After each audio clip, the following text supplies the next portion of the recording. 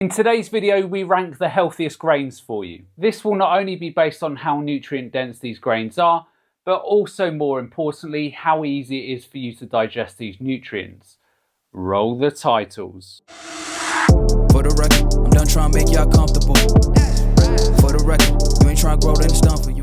Hey everyone, welcome back to the channel. As always, just a quick reminder that I'm now offering the SIBO organic acid stool tests and consult via my website.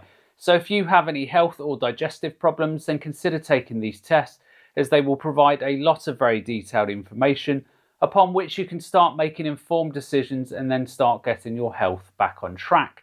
And on that bombshell, to the video. Very quickly before I jump into the foods, a quick explanation of how these grains were given their scores. These foods are ranked based on their nutrient density and bioavailability, with data sourced from the USDA National Nutrient Database and scientific literature on nutrient absorption. Composite scores were first calculated by first assigning each grain a score for nutrient density and a score for bioavailability, both on a scale from 1 to 100. These two scores were then averaged to produce a composite score, which represents an overall measure of both the nutritional content and the ease at which your body can absorb these nutrients. The grains were then assigned to tiers S to D based on their composite scores. These grains are based on the most common 20 grains that people eat. There may be more nutrient-dense grains out there, but it is pointless adding them to this list if they are not accessible to people. This list is done to give you an overview of the grains that you're eating,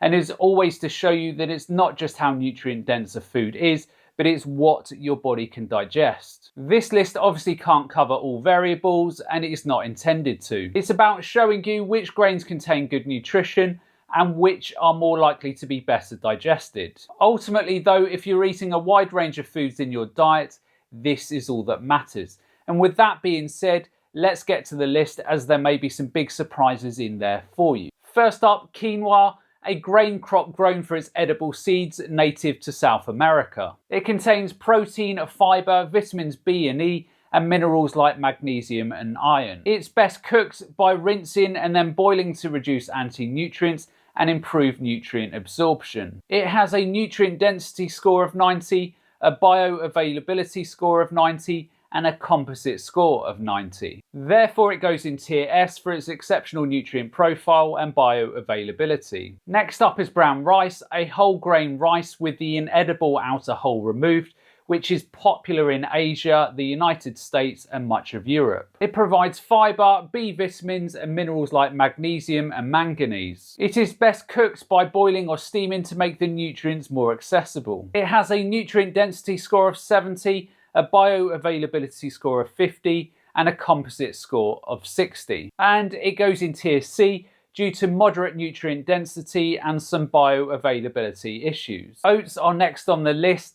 These are a whole grain food known for their use in oatmeal and granola, and these are commonly grown in North America and Europe. Oats provide fibre, protein, and minerals like magnesium and iron. Oats are best cooked by boiling to retain nutrients and make the fibre more digestible. Oats have a nutrient density score of 70, a bioavailability score of 60, and a composite score of 65. Oats go in tier D due to moderate nutrient density and lower bioavailability. Next up is amaranth, an ancient grain originally from South America, known for its tiny seeds. Amaranth is packed with protein, fibre, vitamins and minerals. It's best cooked by boiling to maximise nutrient retention and reduce its anti-nutrients. Amaranth has a nutrient density score of 80, a bioavailability score of 80, and a composite score of 80. It goes in tier A for its high nutrient density and bioavailability. Next up is barley, one of the oldest cultivated grains,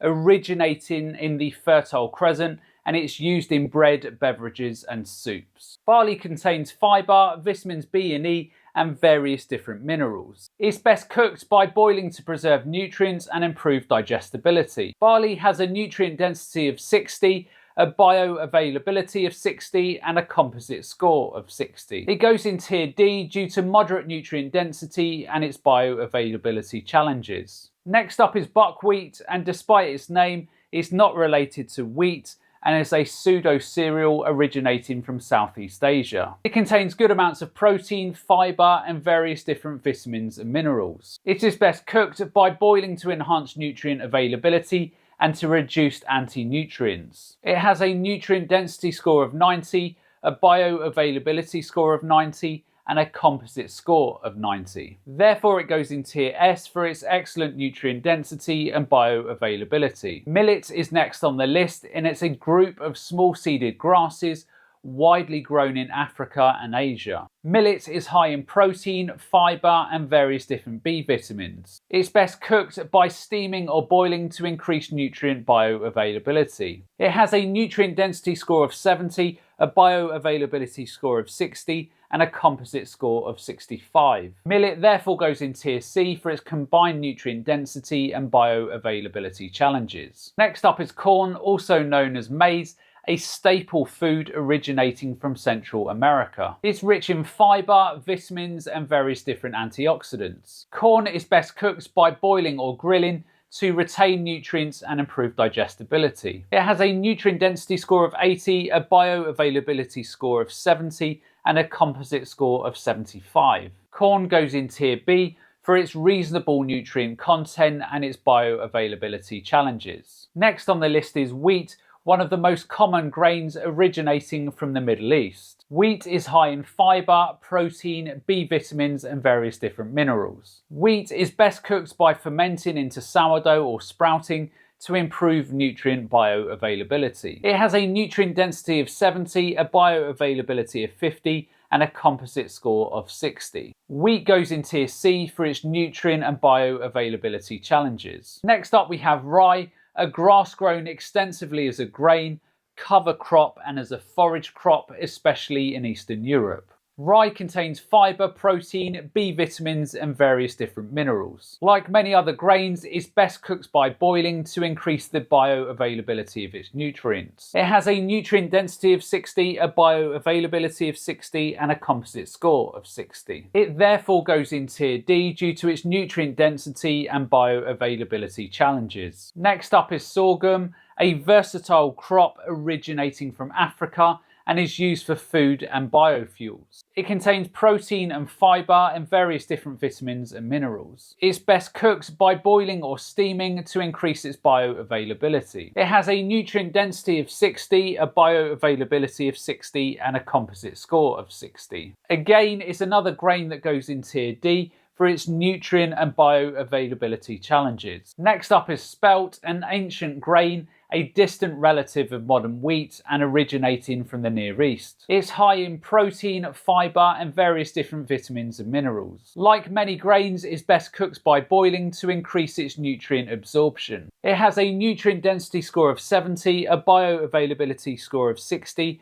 and a composite score of 65. Therefore, spelt goes in tier C for its nutrient and bioavailability issues. Next up is farro, an ancient grain. It's similar to spelt and originates from the Mediterranean area. Farro is high in fibre, protein and various different B vitamins. It's also best cooked by boiling to improve its nutrient bioavailability. It has a nutrient density score of 80, a bioavailability score of 80 and a composite score of 80. Farro goes in tier A for its high nutrient density and good bioavailability. Next up is teff, an ancient grain from Ethiopia, known for its tiny seeds. It's high in protein, fibre, calcium and also iron. It's best cooked by boiling or baking to help retain its nutrients. It has a nutrient density score of 70, a bioavailability score of 70 and a composite score of 70. And it goes in tier B for a strong nutrient content and good bioavailability. Next on the list is wild rice,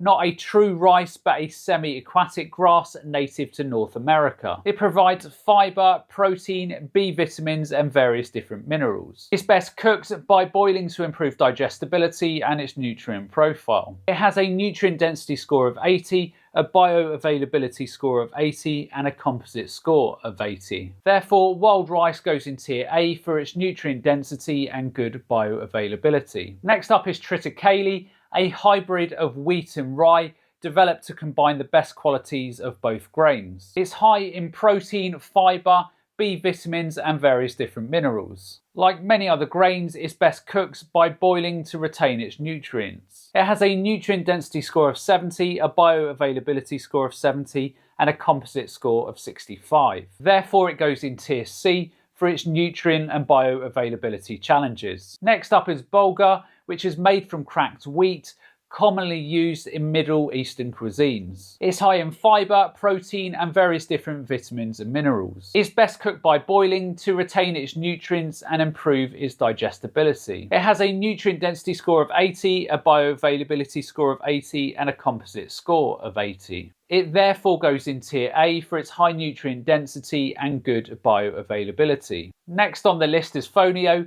an ancient grain native to West Africa, known for its quick cooking times. It contains protein, fibre and various different B vitamins. It's best cooked by boiling to improve its nutrient absorption, and it has a nutrient density score of 70, a bioavailability score of 70 and a composite score of 70. It therefore goes in tier B due to strong nutrient content and good bioavailability. Next on the list is quinoa flakes, similar to quinoa, processed into flakes for quick cooking, originating from South America. It contains protein, fibre and various different vitamins and minerals. It's best cooked by boiling to improve its nutrient absorption, and it has a nutrient density score of 90, a bioavailability score of 90 and a composite score of 90. Therefore, quinoa flakes go in tier S for excellent nutrient density and bioavailability. Next up we have still cut oats. These are oats that have been chopped into pieces rather than being rolled and are commonly grown in North America and Europe. They are high in fibre, protein and minerals like magnesium and iron. They are best cooked by boiling to retain nutrients and improve digestibility. They have a nutrient density score of 70, a bioavailability score of 70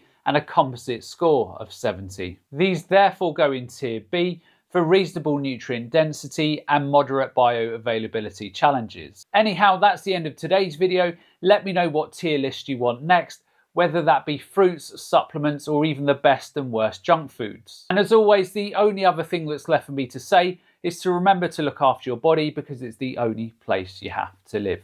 And I'll see you next time.